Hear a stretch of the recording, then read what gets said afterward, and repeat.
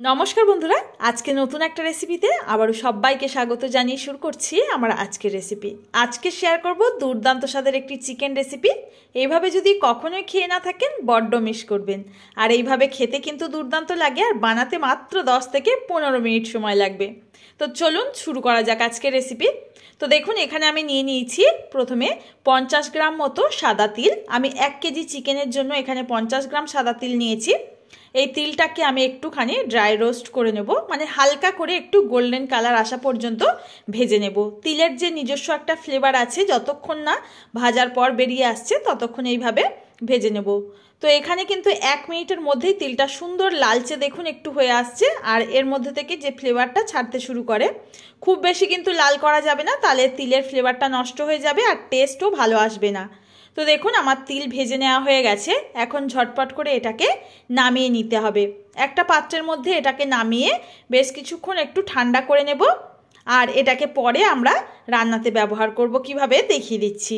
তো চলুন এখন রেসিপিটা শুরু করা যাক। তার জন্য একটা গ্যাস ওভেনে কড়াই বসিয়ে দিয়েছি, আর রেসিপির জন্য আমি এখানে 1 কেজি চিকেনে প্রায় 75 গ্রাম মতো সর্ষের তেল ব্যবহার করেছি।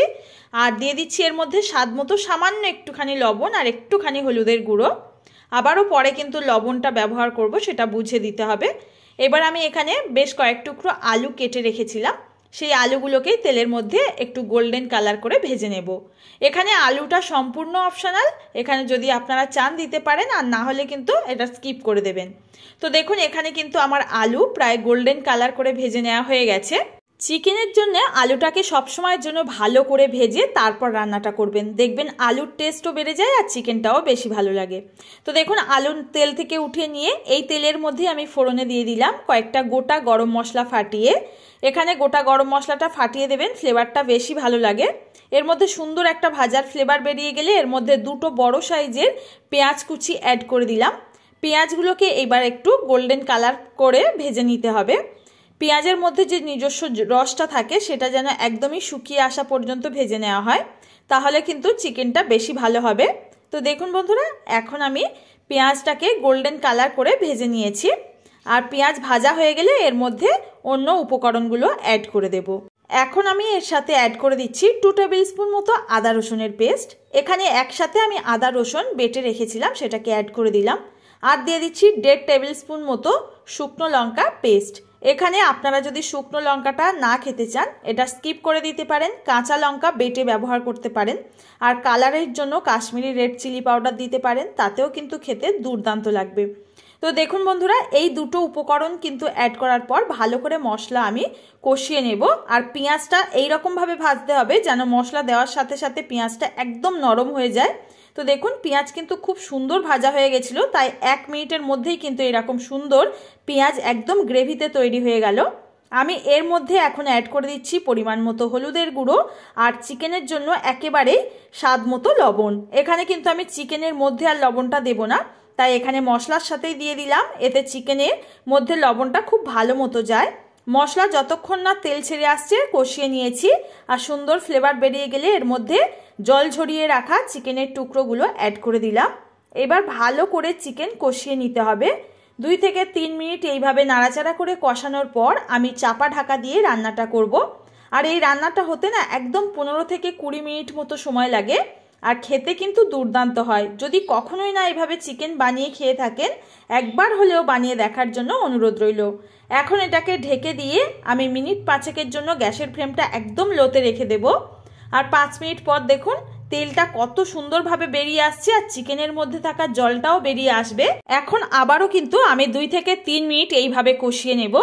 এখন আমি এটাকে আবারও কষানোর পর একটু ঢাকা দিয়ে গ্যাসের ফ্লেমটা লোতে রেখে দেব। আর এই সময় আমরা তিলটাকে বেটে নেব। তো দেখুন তিল পুরোপুরি ঠান্ডা হয়ে গেছে, একটা মিক্সির জারের মধ্যে দিয়ে দিলাম। এবার এর মধ্যে 2 টেবিল স্পুন মতো জল অ্যাড করে দিচ্ছি, দিয়ে ভালো করে এটাকে মিহি পেস্ট করে রাখবো। এখন আমি ঢাকনাটাকে খুলে নিচ্ছি, আর দেখুন চিকেনের কালারও চেঞ্জ হয়ে গেছে, আর চিকেন থেকে তেলটাও কিন্তু ছাড়তে শুরু করেছে। এই পর্যায়ে আমি এই বেটে রাখা তিলের পেস্ট অ্যাড করে দেব।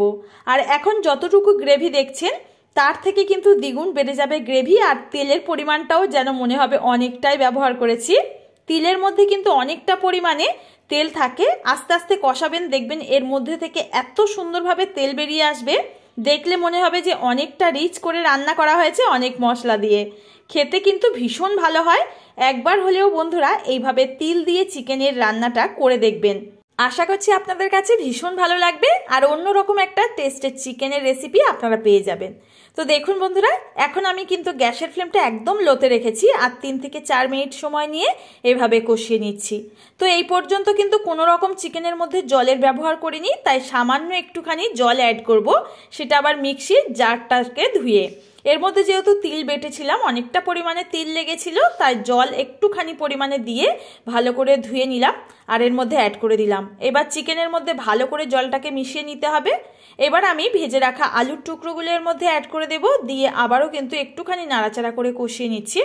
এবার আমি চিকেন আলু ভালো মতো মিশিয়ে নিয়ে এর মধ্যে ঢাকা দিয়ে আমি আবারও 5 মিনিটের জন্য রান্না করব। ব্যাস, ঢাকনা খুললেই আমাদের দারুণ টেস্টি একটা চিকেন রেডি। আর দেখতেই পাচ্ছেন, ঢাকনাটাকে খুলে দেখিয়ে দিচ্ছি কত লোভনীয় দেখতে হয়েছে। সামান্য তেল মশলায় কিন্তু চিকেন রান্না দুর্দান্ত হয়। আর এইভাবে আপনারা তিল বাটা দিয়ে করে খেয়ে দেখবেন, খেতে কিন্তু ভীষণ ভালো হবে। আর তিল কিন্তু আমাদের স্বাস্থ্যের জন্য প্রচুর উপকারী। তো দেখুন বন্ধুরা, এখানে আপনাদের সঙ্গে কথা বলতে বলতে আমার চিকেন কারি কিন্তু একদম তৈরি হয়ে গেছে। আর চিকেন আলু পুরোপুরি সেদ্ধ হয়েছে কিনা চেক করে নিয়ে এখানে নামিয়ে পরিবেশন করব। তো নামানোর আগে সামান্য পরিমাণে একটুখানি আমার ঘরোয়াভাবে তৈরি করা এই গরম মশলা গুঁড়োটাকে অ্যাড করে দিলাম। এবার ভালো করে সমস্ত কিছু মিশিয়ে এটাকে স্ট্যান্ডিং টাইমে 1 মিনিটের জন্য রেখে নামিয়ে পরিবেশন করুন। ভাত, রুটি, নান, পরোটা যে কোনো কিছুর সঙ্গে খেতে কিন্তু ভীষণ ভালো লাগবে। আজকের রেসিপি আশা করছি খুব সহজে আপনাদের সাথে শেয়ার করতে পেরেছি। যদি ভালো লাগে একটা লাইক করবেন আর কমেন্টে জানিয়ে যাবেন। আজ তাহলে বন্ধুরা এই পর্যন্ত, দেখা হবে নতুন কোনো রেসিপির সঙ্গে। ধন্যবাদ।